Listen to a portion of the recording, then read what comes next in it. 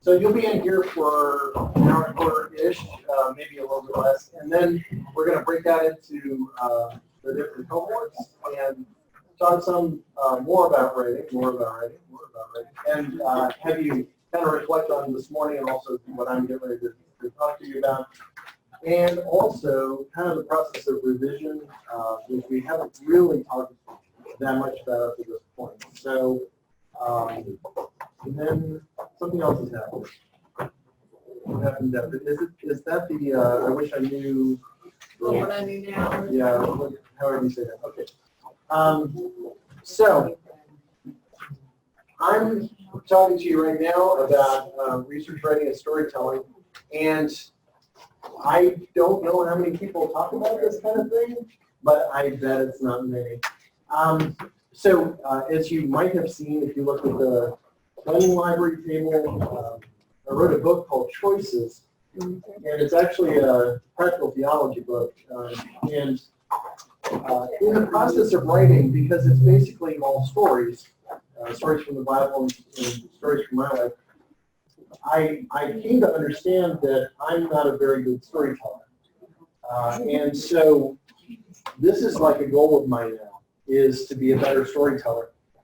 So I was, and consider that book is nonfiction. Okay, so already we're out of the fiction realm, talking about being a good storyteller.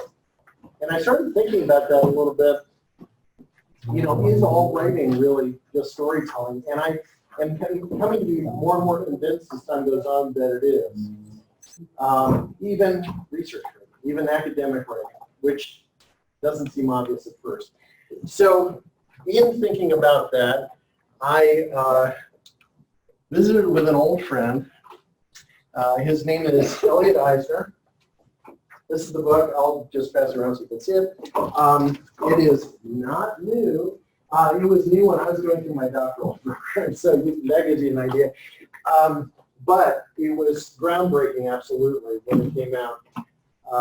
It is basically all about qualitative methods, qualitative inquiry, but it's written from a very, very particular viewpoint.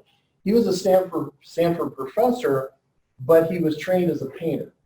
And so that's how he came into educational research. And at the time that this came out, there basically was only one kind of research, and that was quantitative research. And logical positivism had pretty much ruled the 20th century, and that detached observer kind of thing, and the we and not I, and all of that, you know, was in play. And it was just kind of assumed that if your research wasn't quantitative, then it wasn't research, basically. And he was the guy who kind of broke through and said, no, actually, there's another kind of research altogether, which started this whole rebellion within education, in certain parts of education, to kind of demonstrate or, you know, prove this is really research. And so then we had the qualitative wave, and then now here we are, as I will mention at the end, in this kind of third wave. And this is a great, great time to be a researcher, I think, because now we're to the point where the wars have been fought, and the truce has been made, and people can imagine actually doing, you know, a dissertation or whatever it is with both quantitative and qualitative methods, that these things can somehow go together. So if they can go together, maybe they share some commonalities, and that's basically what I'm going to be investigating, okay? So he, as I said, approached this from the point of view of a painter, of an artist, and he coined a term, connoisseurship. This is the art of appreciation, the art of appreciation. And he married it with criticism, or what he called the art of disclosure, okay? And these are the two things that he says are kind of the hallmarks, or the you know, primary components, if you will, of qualitative inquiry. When the book came out, to say the least, there was a lot of suspicion about, you know, where is this all going, and who are these people anyway? And there was a long time where it was not accepted, and decades went by, and now here we are. So when I went through my doctoral program, I took 4 statistics classes and 1 measurement theory class. All right, so I had basically 5 quantitative methods classes. I took 1 class where we happened to mention qualitative inquiry. Okay, this gives you an idea. Okay, and so now here we are. Next summer, Residency 2 is really pretty much all about qualitative inquiry. That's what we're going to talk the whole week about. So we've come to that place now. Things have really changed, and I want you to appreciate that. You're in a good place. Okay, you're in a good place as a researcher. So Eisner's making some very bold statements in this book about kind of the state of research when he was writing the book. So in the first chapter, he says, I don't know if I have this now. That's not it. It does not seem particularly revolutionary to say that it is important to try to understand how teachers and classrooms function before handing out recommendations for change. Yet, so much of what is suggested to teachers and school administrators is said independent of context and often by those ignorant of the practices they wish to improve. Does that sound familiar? Yeah, so some things kind of never change, and the beat goes on. So this was Eisner's sort of condemnation of what had come before in terms of, if you will, the impact of research, which he says actually, it wasn't that much of an impact. So for Eisner, context was everything. And the only way to get that in research was through the qualitative methods. And this is why we're suggesting to you the use of mixed methods. We're saying quantitative can tell you a lot, but it really, it's maybe not the complete picture. Likewise, by the way, qualitative can tell you a lot, but it is not necessarily the complete picture. And so hopefully you'll see these things, kind of working hand in hand.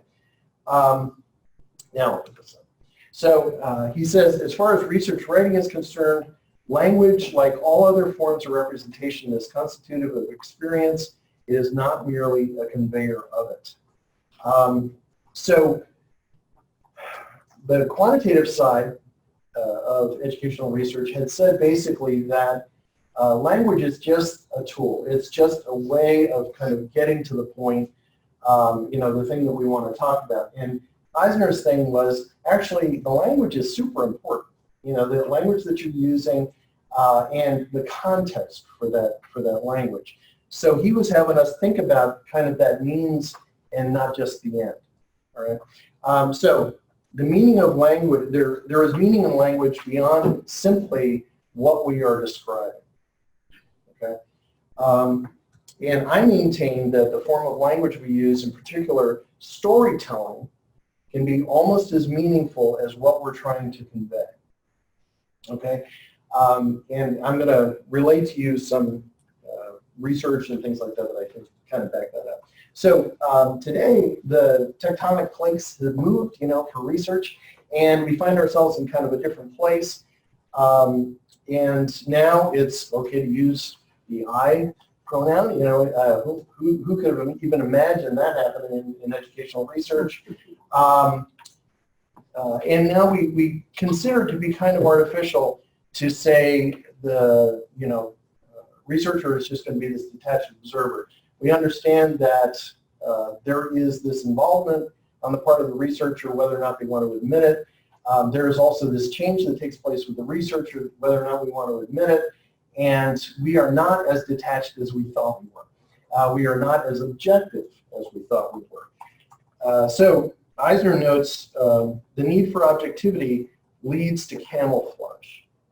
Okay, so the masking of the voice of the researcher basically is the product of this kind of detachment, if you will. So of course APA has come out now and said, yes, actually, we can be a little bit more personal in the way that we write. We have to be a little bit selective about that. We'll talk about that too. So now it's accepted practice for the researcher to kind of enter into not just simply observe, not just simply interview, but actually participate in research, what's known as the participant researcher.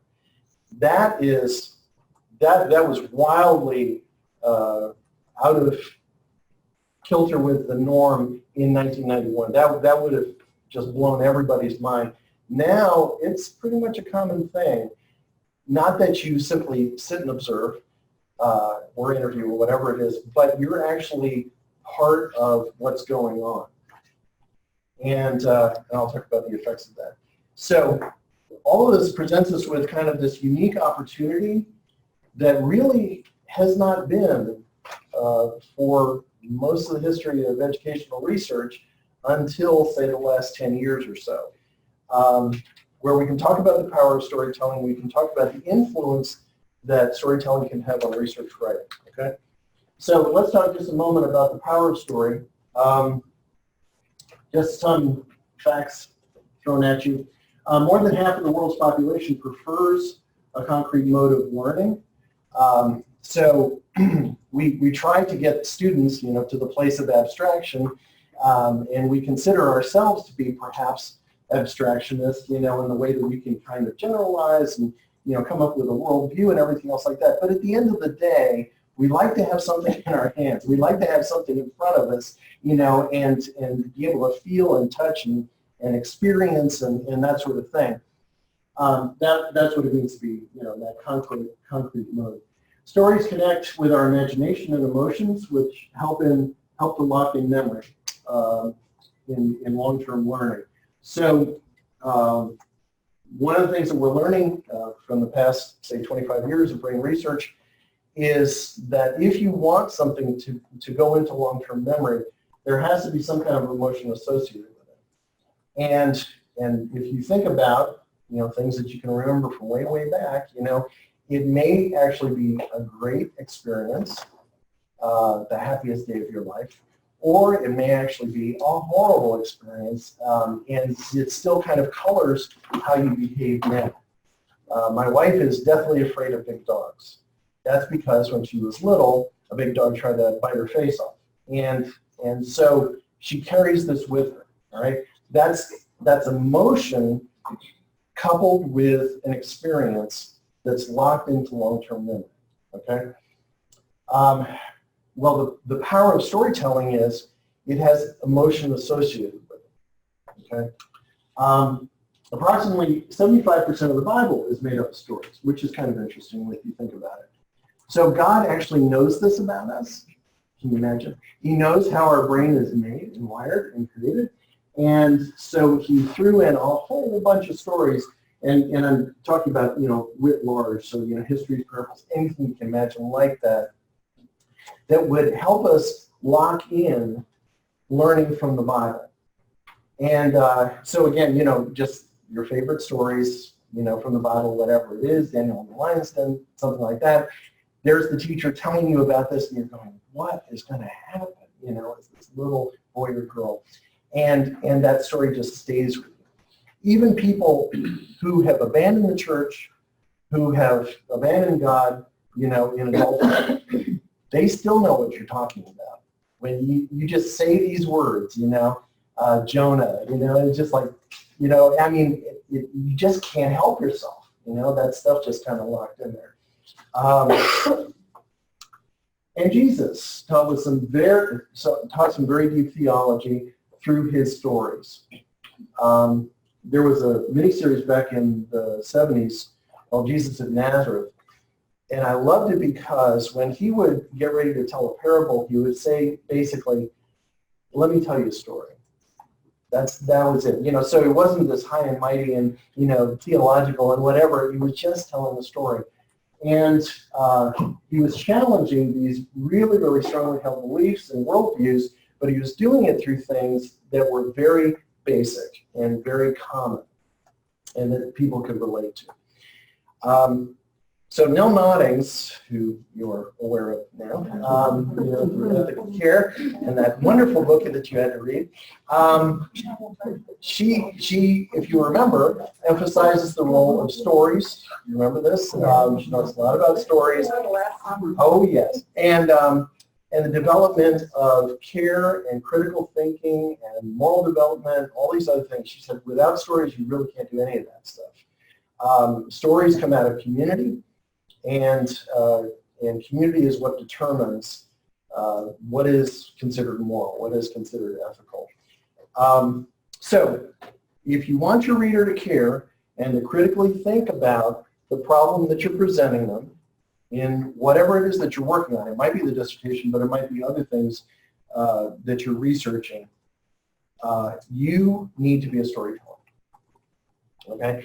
And Jonathan Searcy kind of alluded to this just a little bit, saying you've got to kind of make the case, and basically that's what you're doing. One way to do that is through story. Okay, so some principles from brain research. The brain is meaning driven. It needs context and story to provide context. So if there is no meaning, whether it's story or not, if there is no context, the brain will create meaning. The brain will create context. The brain does not care just for information. That is not what the brain prefers. The brain prefers something with meaning associated with it. That's why we have these things called misconceptions, okay? So, for instance, let's see, what would be a good example? Talk about the Earth orbiting the sun, okay? You ask the kids, right, at a certain grade level, why is it cold in winter and hot in the summer? And they know that the Earth orbits the sun, and they know that it's not circular, it's oval and that sort of thing, and the Earth is farther away, and then the Earth is closer. Okay, well, I know at home, if I'm close to the heat vent, then I'm warmer, and the farther away that I get, I'm colder. And so it must be that the Earth is farther away in the winter and closer in the summer. And it turns out to be exactly the opposite. That's a misconception, okay? We reason things out because we don't have context, we don't have meaning, okay, for whatever reason, we just kind of think this stuff up, and then we lock it in our brain, and then it's up to us as teachers to try to overcome these misconceptions, and try to convince them, no, actually what you thought was true the last 10, 15 years is not actually the case. So the brain does this automatically. You don't have to tell your brain to do this. It will search for meaning, okay? And if we can provide meaning, okay, through story or whatever, okay, in what we write, then we are helping the brain to make those connections, okay? Another classic example, there was a song, Bad Moon Rising, in the early 1970s, okay? And back then, some of you know what I'm going to say. Back then, it was not common for bands to put lyrics on the album covers. And so you were kind of left to decide what this person is saying. And this particular band, the guy just was not an elocutionist. And so, so we, he said, there's a bad moon on the rise, and we were just kind of, but it didn't sound like that. And so people set out to kind of discover for themselves, because we're looking for meaning. We don't know what this thing means. It can't possibly mean what he said, And so what could he have said? And somebody decided, and then everybody else decided, that what he said was, there's a bathroom on the right. And that makes sense because, he's giving directions, there's a bathroom on the right, and so there's your brain, right? And your brain is doing the best it possibly can. It's taking this mumbled jumble, that comes out of this guy's mouth, and here's the meaning. This is what it means, Well, no, that's not what it means, but it doesn't matter. Your brain is happy because there's meaning associated with those words, okay? So we do this all the time. And like I said, we don't have to ask our brain to do it. It's just a natural thing. Another thing, memory is based on our nervous system. We remember through our emotions, and we tap into those emotions through story, okay? And I mentioned this before, but let me say this about emotion. With emotion, you have only the potential for learning. The potential for learning, okay? As I mentioned, with these good memories and bad memories, it can go either way, you know? So if there's negative emotion, you can have negative memories associated with it. They're absolutely locked in, but they're negative memories.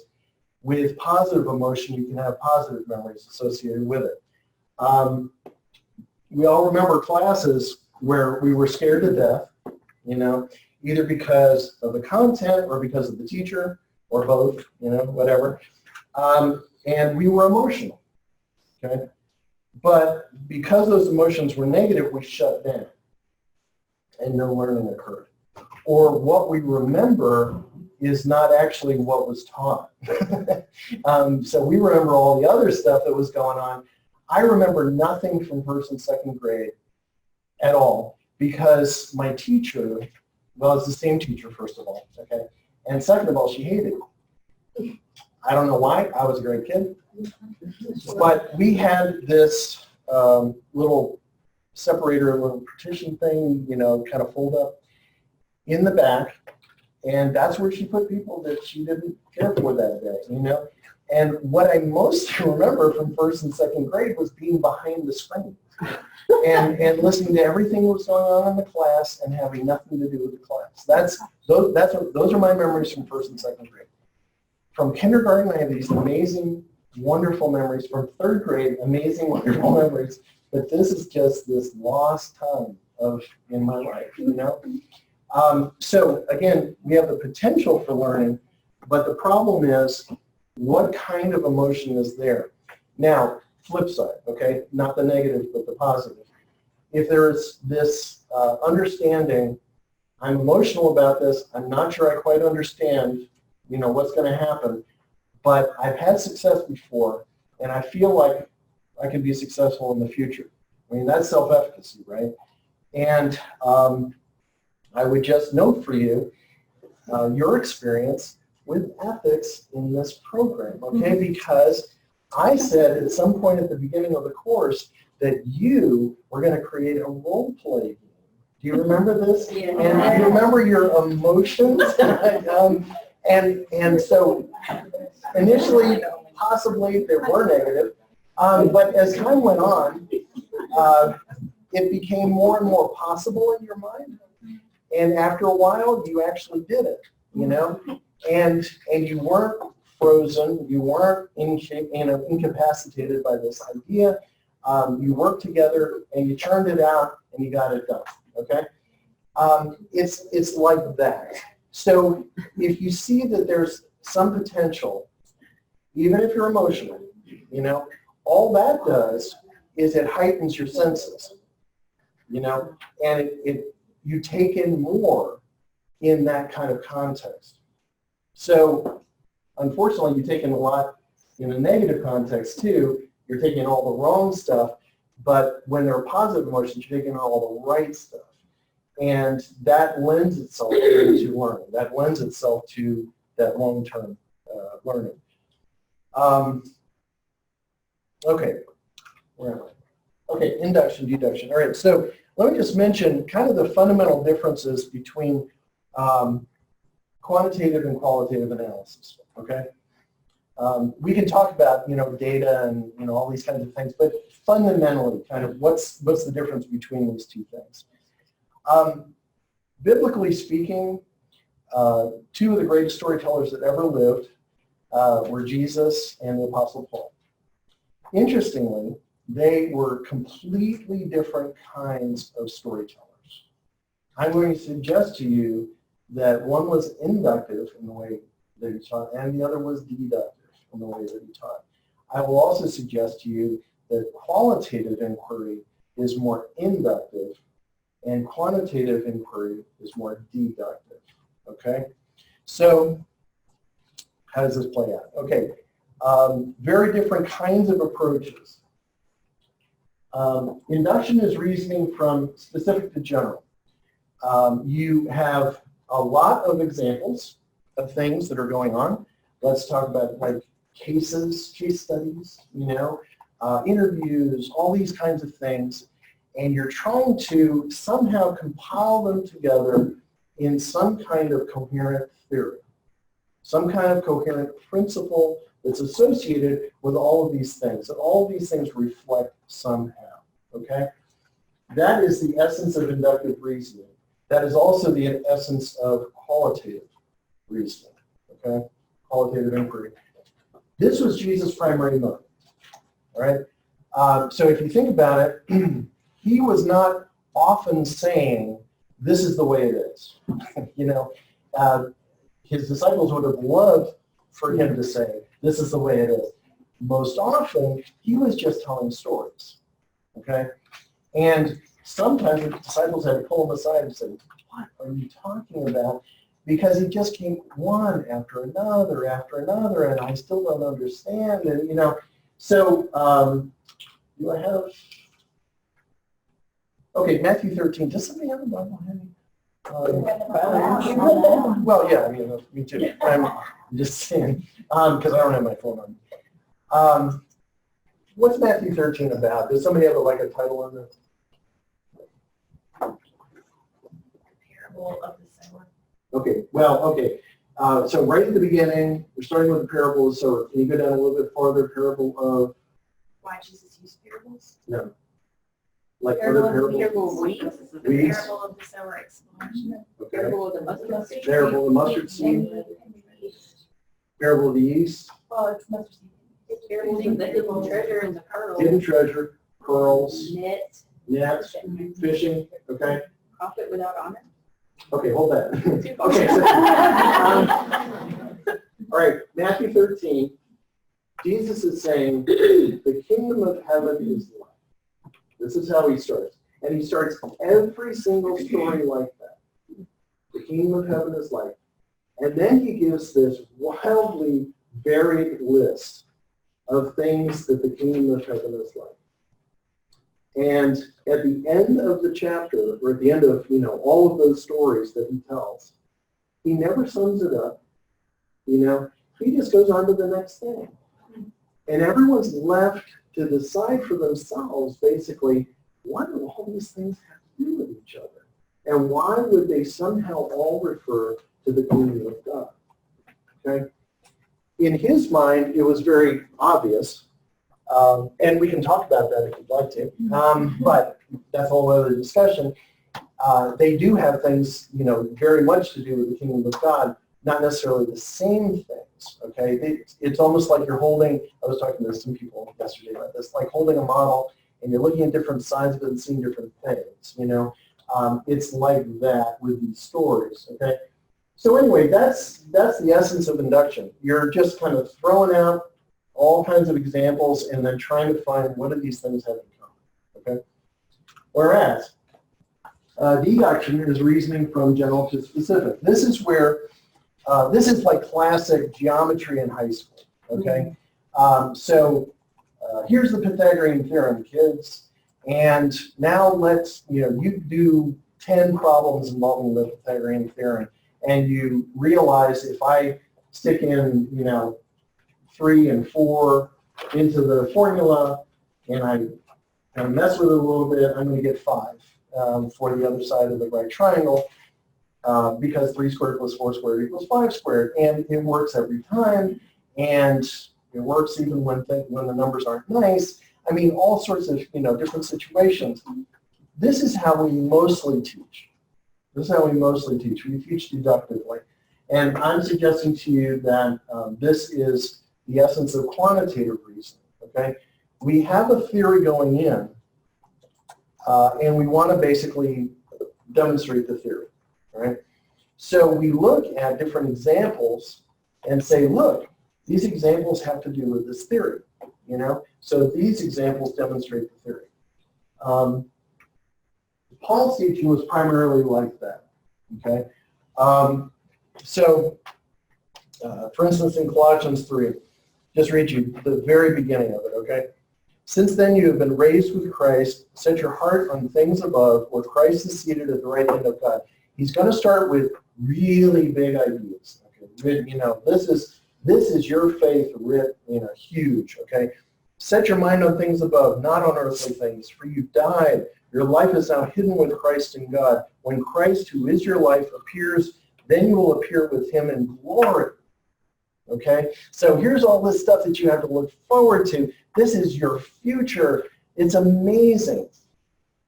Put to death, therefore, whatever belongs to your earthly nature.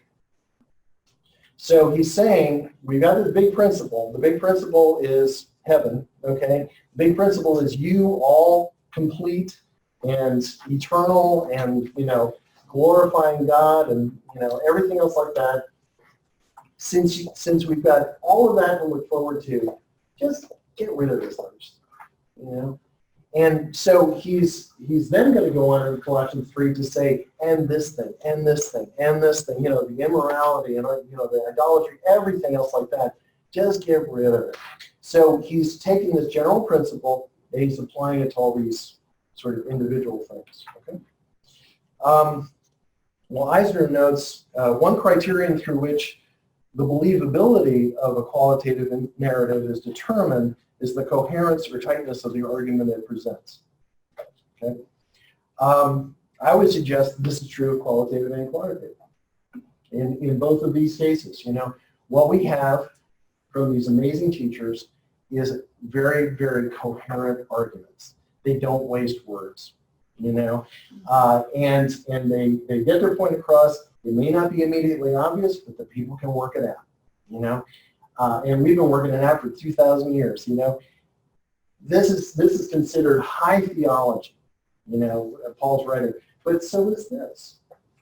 It's all just deep, deep truths that we have as believers. So in terms of persuasion and argument, it would be difficult, to find better storytellers than Jesus and Paul.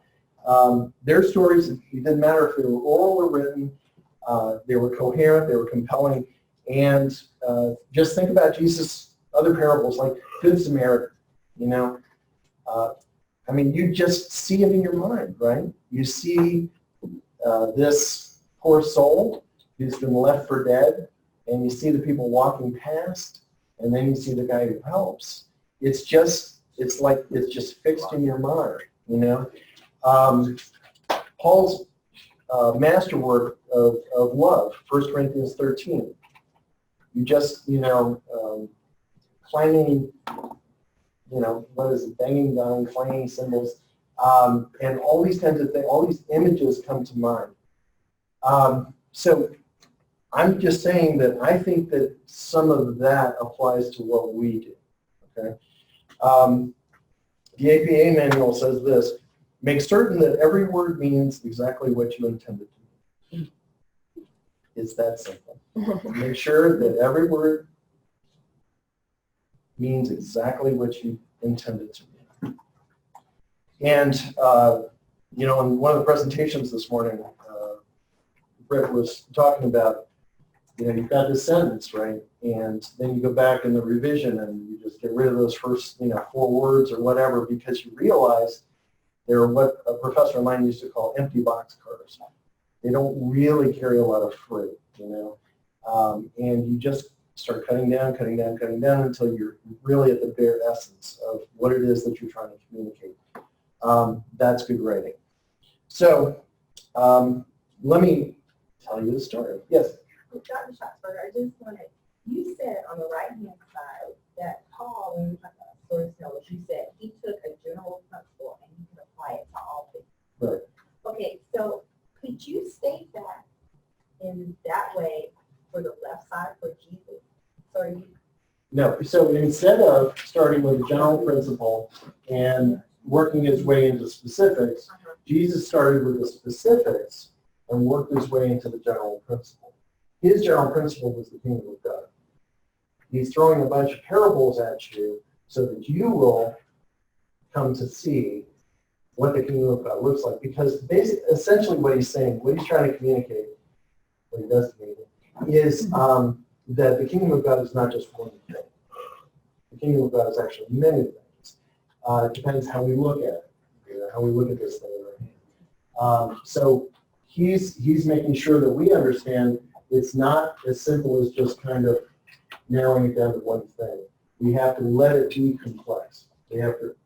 Is that what it says? Yes, and that's how I'm trying to see how I could turn that over to the specific research. So in terms of research, it's not just one thing.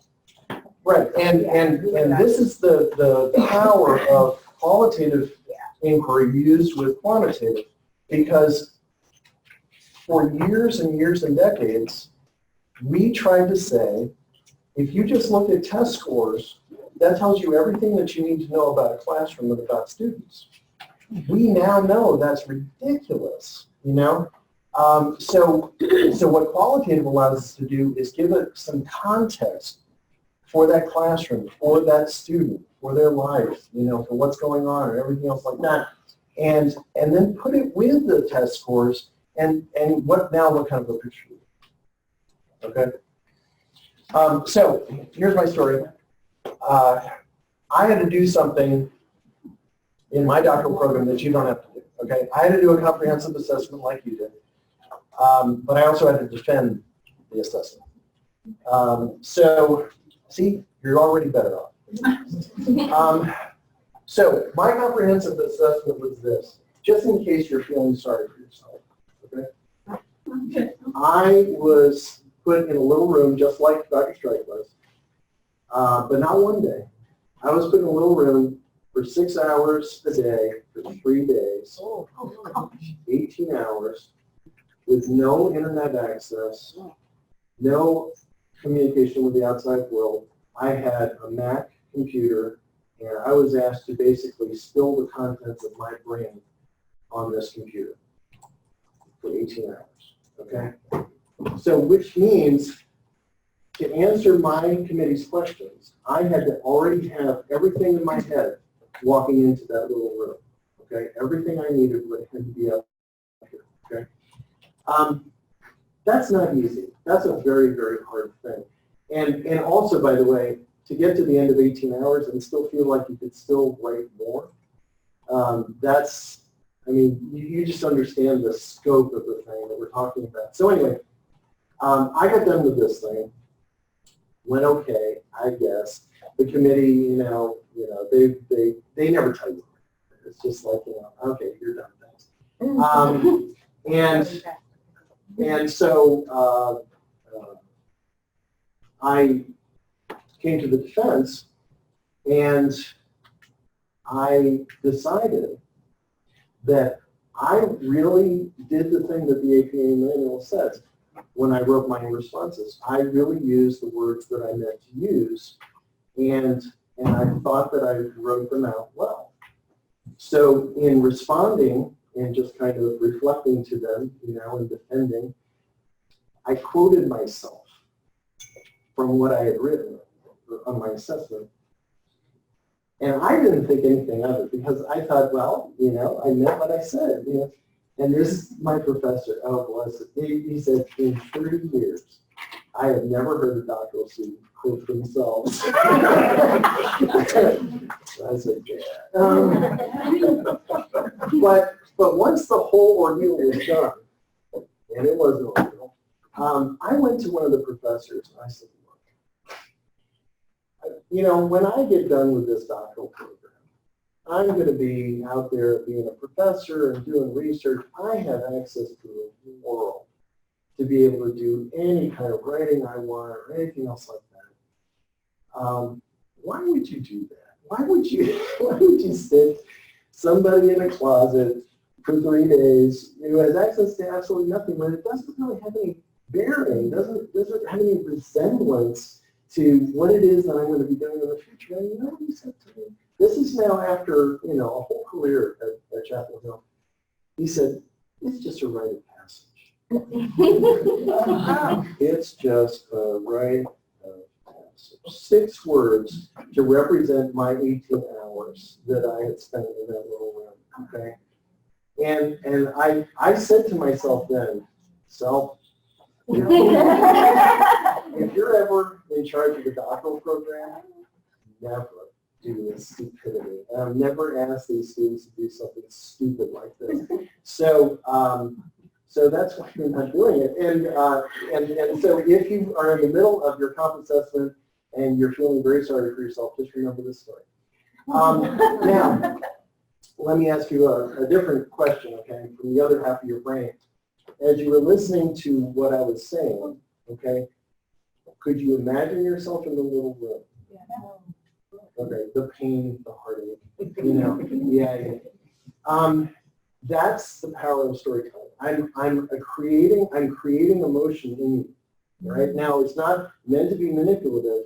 It's meant to serve a purpose. I want you to remember that thing, you know, that I just told you. Likewise, your papers. Likewise, your dissertation.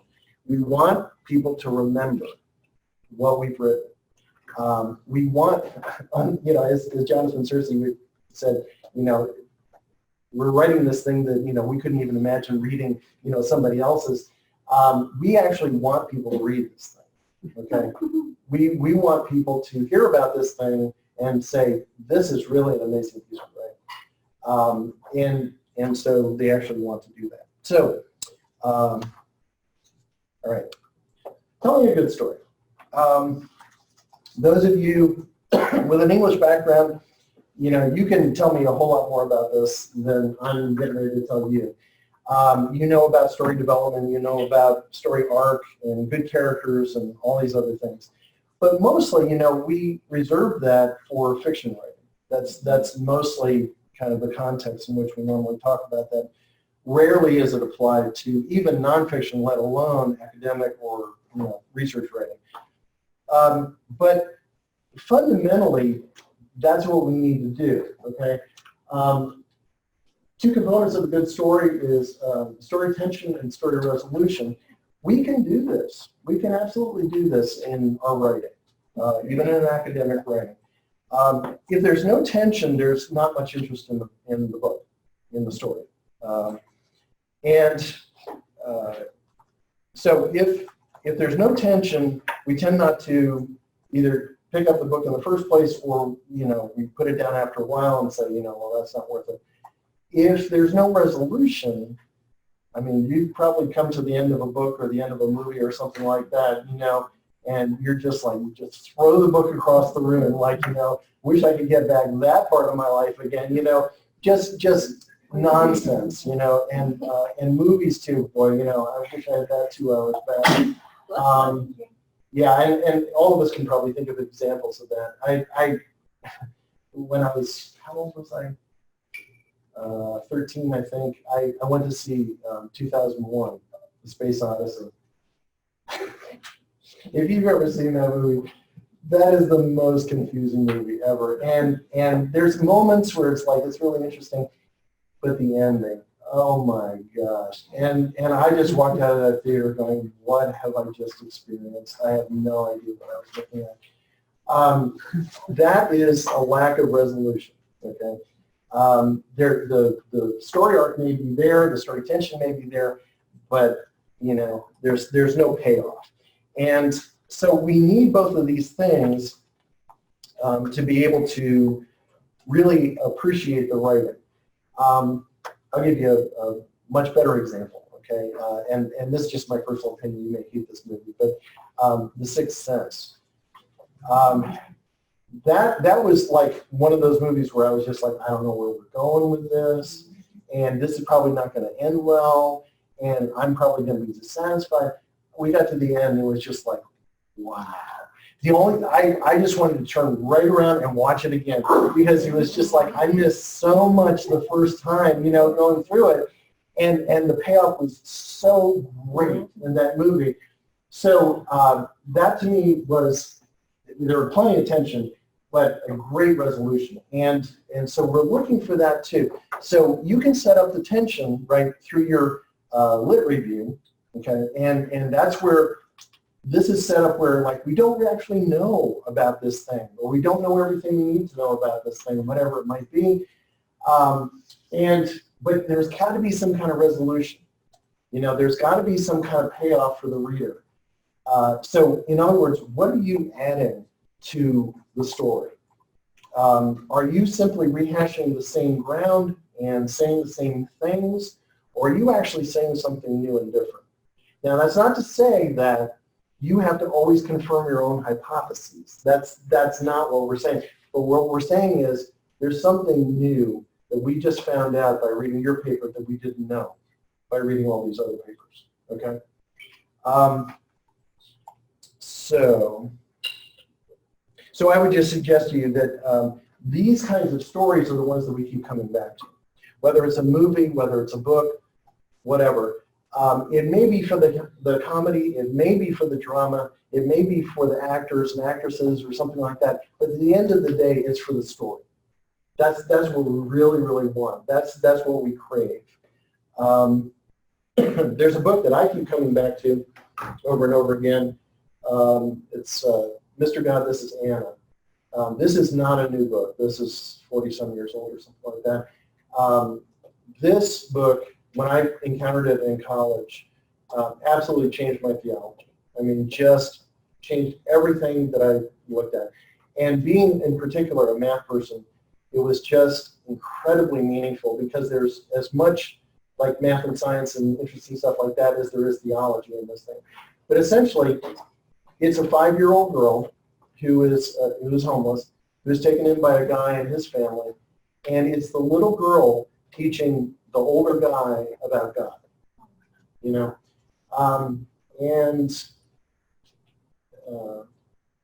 okay, story time.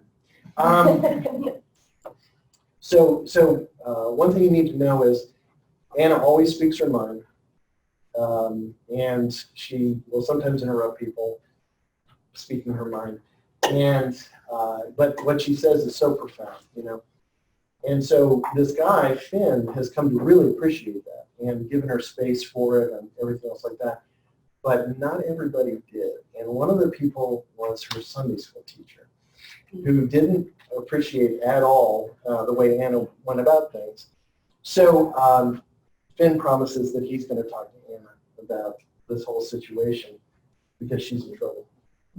So she says, not going to Sunday school no more. Why not? Because she don't teach you nothing about Mr. God. Perhaps you didn't listen properly. I do. She don't say nothing. You mean to say you don't learn anything? Sometimes. Oh, that's good. What'd you learn? Sunday school teacher is frightened. What makes you say that sort of thing? How do you know she's frightened? Well, she won't let Mr. God be bigger. How is it that Sunday school teacher won't let Mr. God be bigger? Mr. God is big. Yeah, Mr. God is good and big. And we're little. Right enough. We're little. And there's a big difference. Yeah, and then some. If there wasn't no difference, she says, it wouldn't be worth it, would it? This confused me a little bit. I suppose I must have looked a bit puzzled, and so she came on again sideways this time. If and Mr. God and me was the same size, you couldn't tell, could you? Yes, I said, I see what you mean. If the difference was very big, then it stands to reason Mr. God is big. Sometimes. Obviously, it wasn't as simple as there's only that. In easy stages, I was led to accept the fact that the bigger the difference between us and Mr. God, the more godlike Mr. God became. At such a time when the difference was infinite, then Mr. God would be absolute. What's all this got to do with Sunday school teacher? She certainly knows about the difference. Oh yes, nodded Anna. So what's the problem? When I find out things, it makes the difference bigger, and Mr. God gets bigger. So, Sunday school teacher makes the difference bigger, but Mr. God stays the same size. She's right. It's an amazing book. So, I keep coming back to it. And so I'm sure you can think of examples in your own life, books and movies and everything else like that. I wrote an article in 2000. It's called The Human Touch, Synchronous Communication and Web-Based Learning. Now, we do synchronous communication, right? We Zoom together, you know, and same time, same, you know, we are doing it simultaneously. There's a lot of asynchronous stuff that we do. Your reading is asynchronous offline. Your discussion board is asynchronous. You don't have to be in the same place, you know, at the same time. but there is this, synchronous component. Back in 2000, not many people were thinking about this, and if they were thinking about it, they were thinking it was basically a waste of time. My contention was you're never really going to have the interaction you need if there's not that kind of synchronous communication. If everything is asynchronous, something's going to be missing, right? So I decided to tell a story of how teachers interacted with each other in these real-time conversations. And rather than describe it, I just included like whole passages of them going back and forth and just dialoguing with each other. And just kind of occasionally pointing things out, stuff like that. So I'm not describing the interactions, I'm giving the actual interactions. I had plenty of quantitative data. I had survey data. I had, the things that they had accomplished and achieved and everything else like that through, the training that they were doing. But I felt like that's an incomplete story because that's not everything that we were doing. So I put in the qualitative aspect, and I feel like, then there was this kind of complete picture of what's going on. Apparently it worked because the article, though written in 2000, was cited as recently as 2017.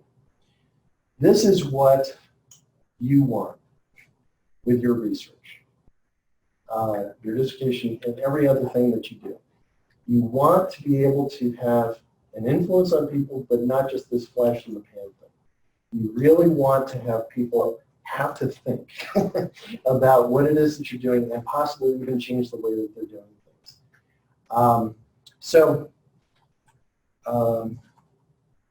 How do you set up and then resolve this tension, okay, in research writing? You don't do it by just presenting one side of an issue, okay? You have your opinion. You have your belief about the way things work and the way things ought to work, okay, and that's fine. And, everyone should get their opinion. But if that's all you present in your research, then your research is going to be lacking. And also, people are going to look at it very suspiciously. You have to present multiple perspectives. As soon as you present multiple perspectives on this, and especially if they're widely varying perspectives, that's where the tension is, okay? And that's why you do a good lit review, and that's why you don't just pay attention to the things that you like, okay?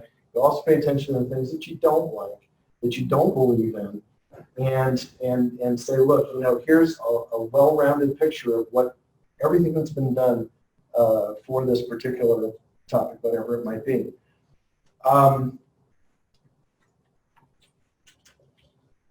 We want resolution, but the truth is that we like the chase, okay?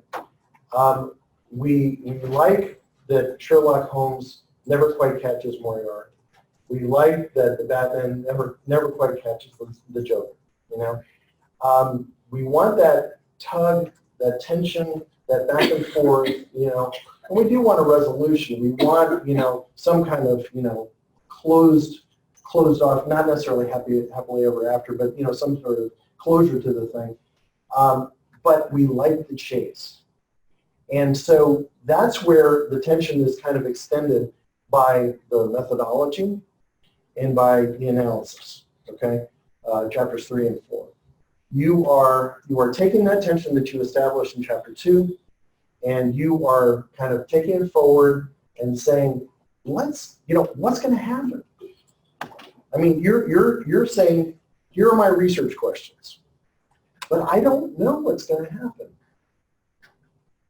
I mean, if you're saying that you know what's going to happen when you state your research questions, then that's not research, okay? That's just your opinion. So you want there to be this kind of what's going to happen, just like in a good story, just like in a movie, just like in a book, okay? And then in chapter 5, that's where you finally come down and say, this is what I see. This is what I think is really going on in this situation. You refer back to chapter 2, And you say, remember when we looked at all of this, literature and all these other researchers and everything else like that? This result seems to go with these people, but not with these people, And so there is this kind of new thing that's added. And people appreciate that. People appreciate that you're not pushing an agenda with your research. People are very suspicious if they feel like, it's all one-sided and we know how it's going to come out because that's how you want it to come out. By the way, there's as much good information that comes out of a non-confirmed hypothesis as a confirmed hypothesis. Okay? You can't be afraid if you get a non-confirmed hypothesis. You have to be honest and just say this hypothesis was not confirmed and then say why you think it was not confirmed. If you just leave it hanging and say, oh well, I tried, or something like that, that's no insight for the reader. You say you really got to kind of put yourself into it, and this is what I'm saying, really got to be involved in your own writing and say, this is what I see happen. Will people disagree with you? Sure, absolutely, all the time. And if you present in a conference, and especially if it's a research conference, people will just get right up in your face, absolutely up in your face. I don't think that's true at all. Why would you think something like that? I mean, people, academics are just really interesting people. As an example, okay, really quick. Yeah, really quick. 2 summers ago, I was in Oxford at a conference, and it was an academic roundtable, and I was talking about Christian ethic of care, okay? And all these, by the way, were Christians. Okay? They were all believers that I was talking to. And I just offhandedly mentioned that Mel Noddings, who came up with this, care ethic, was an atheist, and went on to then talk about, Christian ethic of care towards self and learners, colleagues, community. And this theologian from an unnamed university rose up, from his chair, and just like, why would you need anything more than the Gospels to tell you how to care for someone, And I was, I'm talking about caring for people, like, this is actually a pretty good thing, we should probably do it, And this guy is just like, well, I don't understand. Why would you say something like that? And I just, anyway. So this is what I'm saying. The context actually was probably the most friendly that you could probably imagine. And these people are just like, oh, so just understand, okay? This is in some cases, and I'm talking about, kind of big conferences, big research, and everything else like that. In some cases, this is their career. You're talking about their life's work, and if you happen to divert from their, beliefs and opinions and everything else like that, you're going to hear from them. You put it out there on an electronic journal or, or a journal, and you get these emails back, and some are really encouraging and some are really not. And so you just kind of, one of the things that a doctoral program does for you is give you, a nice tough skin that you can kind of just, go through the rest of your career with. Because after a while you understand, if I've got something defensible, then it doesn't really matter what you think. It doesn't really matter if you agree with me. This is what the data say, and like it or not. Agree with everything else in the lit review or not. This is what I found, so anyway, okay. I probably need to wrap it up. Okay. I'm not even sure. Okay. Eisner says this: nothing in connoisseurship as a form of appreciation requires that our judgments be positive. I'm going to say that again. Nothing in our connoisseurship as a form of appreciation requires that our judgments be positive. What is required or desired is that our experience be complex, subtle, and informed. Complex, subtle, and informed. It doesn't have to be happy days, okay? And it doesn't have to confirm what everybody else has done. What it does need to do is give a complete picture of what's going on. That's the whole essence of really, really good research. You are investigating perhaps one of the most complex things that exists, which is the classroom, the school, the district, education generally. You can't just reduce it down to one study. It just doesn't work like that. This is why we're asking you to narrow down as much as you possibly can with your research questions and with the way that you're going about your methodology, everything else like that, because you cannot change education, with a dissertation. You might be able to change this little part of the world over here, and that affects some other part of the world over here, and hopefully it'll go like that. But you have to have what's called cultural humility in this process. You have to have some kind of sense of, I'm a cog in a very, very big machine. And this researcher is working over here, this one over here. You've got, just look at ProQuest. How many dissertations are published every year? Thousands of dissertations are published every year. Everybody thinks this is the best thing since sliced bread, And how many are really read, A? How many are reread, okay? I would suggest to you it's probably a small percentage. So just have that kind of humility about you in this process. And one other thing I would tell you is try to, as they say in the movies, show, don't tell. The very preachy research projects, dissertations, the ones who tell all the time, kind of push the agenda, nobody cares about that. Nobody wants to read that.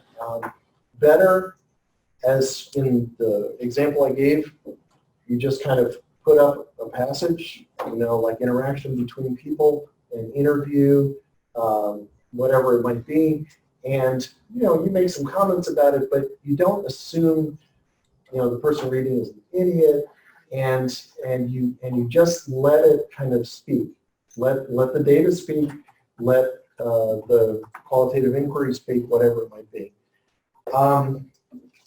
Okay.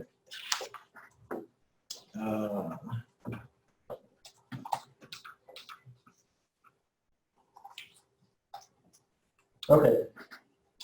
I do want to just mention, if you, and some of you have already decided that probably your dissertation is going to be more qualitative than quantitative, and that's awesome, that's amazing.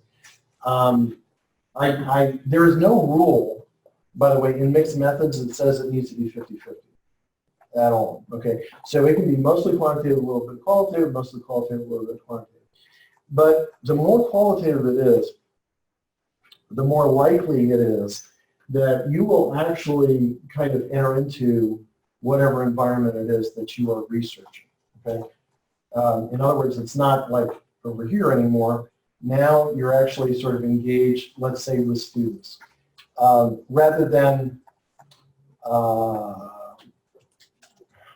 research about tutoring, as an example, you are tutoring.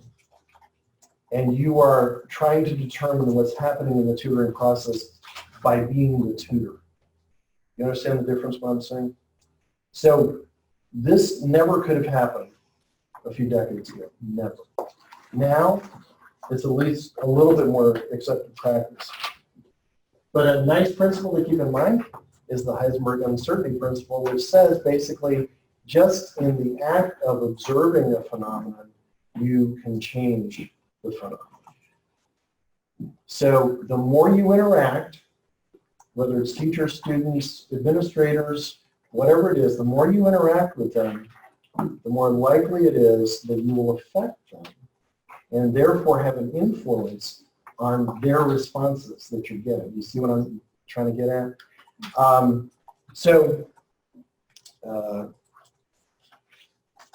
was going to tell you about George Plimpton, but I'm not going to do that. I am going to tell you about, there's a 2013 study in the Nurse Researcher, and